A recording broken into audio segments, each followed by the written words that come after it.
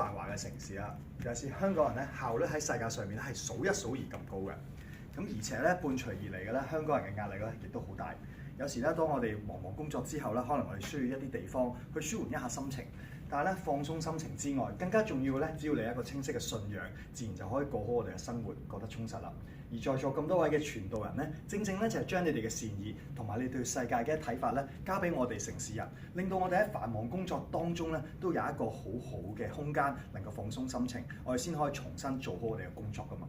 而傳道人咧，比起一般嘅工作咧，更加着重咧就係同人與人之間嘅溝通。你哋要說服對方，甚至要將你哋自己心裏面嘅信仰咧傳遞俾對方。咁你諗下，一個陌生人見你嘅時候，究竟我哋嘅形象重唔重要咧？係非常重要㗎。我哋成日都講咧，黃金6秒就係當我哋一個人見面嘅時候，頭6秒能唔能夠俾對方一下就相信你咧？我哋嘅外貌就好重要啦。所以今日帶嚟一個好好嘅產品俾大家，就係一啲Botox。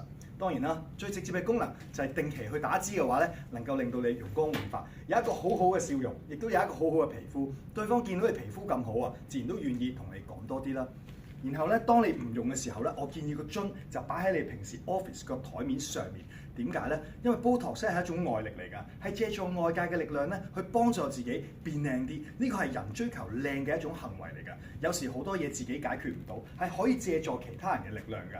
喺香港人，當你遇到你每一個人嘅時候，你睇咗啲 Botox 就提醒你，其實好多人都唔能夠自己處理自己嘅情緒，甚至自己一啲心情上面嘅問題。你哋就係每一個香港人嘅嗰支 Botox，為我哋帶嚟容光煥發嘅一日。所以一個咁好嘅產品，既能夠幫助你有一個靚嘅外容，而且可以提醒住你做人咧係可以由你哋傳道士去俾我哋每一個市民有一個好好嘅發展。